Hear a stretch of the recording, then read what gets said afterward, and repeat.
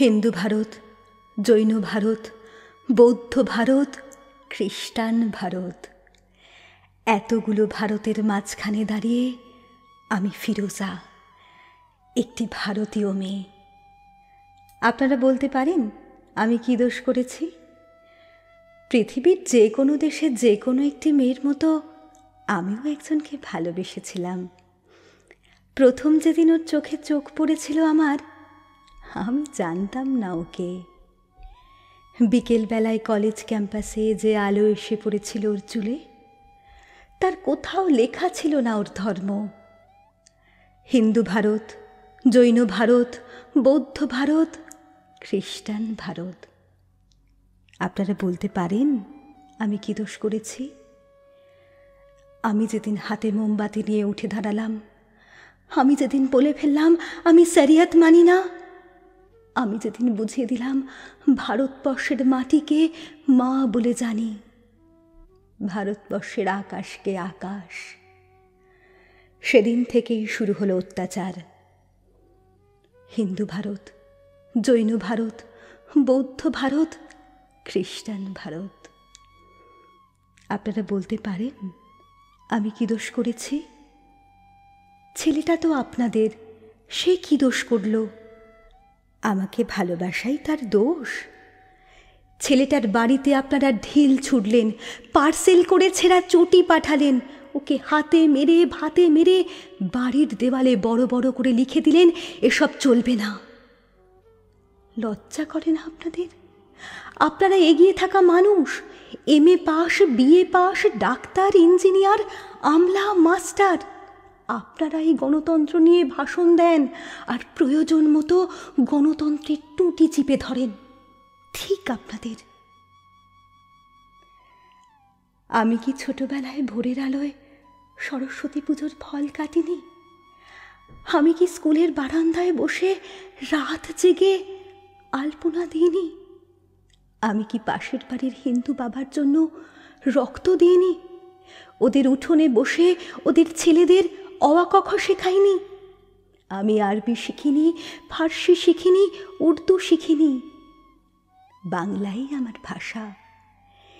এই ভাষা আমার ভাত, আমার রুটি, আমার চোখের কাজল, আমার পায়ের ঘুঙুর। এই ভাষা আমার গোপন চিঠি, যার অক্ষরে অক্ষরে লেগে আছে আমার চোখের জল। আমরা যেদিন বিয়ে করি সেদিন কফি হাউসে গিয়েছিলাম। ও সেদিন আমাকে ঝোলা ভর্তি করে রবীন্দ্রনাথ কিনে দিয়েছিল। হাওড়া স্টেশনে পৌঁছে আমাকে কানে কানে রবীন্দ্রনাথ বলেছিলেন, ফিরোজা, তুমিই আমার মৃন্ময়ী, তুমিই আমার লাবণ্য, তুমিই আমার সুচরিতা।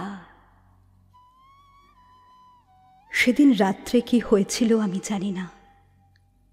কি ঘটেছিল ওদের বাড়িতে, কি ঘটেছিল ওদের পাড়ায়, কি করেছিল ওদের বাবা কাকারা, তা আজও আমি জানি না। কিন্তু তার পরের দিন থেকে ওকে আর কোথাও খুঁজে পাওয়া যায়নি। ও কোথায় চলে গেল আমি জানতে পারিনি। এই আপনাদের ভারতবর্ষ, এই আমাদের ভারতবর্ষ। আমি একজন সাধারণ মেয়ে, অথচ বাড়িতে, পাড়ায়, অফিসে, পুজোর প্যান্ডেলে, বিয়ের বাড়িতে, অন্নপ্রাশনে এখনো আমাকে নিয়ে ফিসফাস। ডাক্তারের কাছে যাই, ফিসফাস। কলেজে ঢুকি, ফিসফাস। বাজারে যাই, ফিসফাস। যে হাউসিংয়ে থাকি সেখানেও চলতে থাকে অবিরাম লুকোচুরি। ওটা লুকোচুরি নয়, ওটা ফিসফাস নয়, ওটা আপনাদের গভীরে লুকিয়ে থাকা এক একটা সুপ্ত গুজরাট। যদি আপনাদের হৃদয় বড় না করেন, যদি আকাশের দিকে আপনারা না তাকান, এই পোড়া দেশে আরো আরো আরো অনেকগুলো পোড়া গুজরাট তৈরি হবে। হিন্দু ভারত, জৈন ভারত, বৌদ্ধ ভারত, খ্রিস্টান ভারত, এতগুলো ভারতের মাঝখানে দাঁড়িয়ে আমি ফিরোজা, একটি ভারতীয় মেয়ে।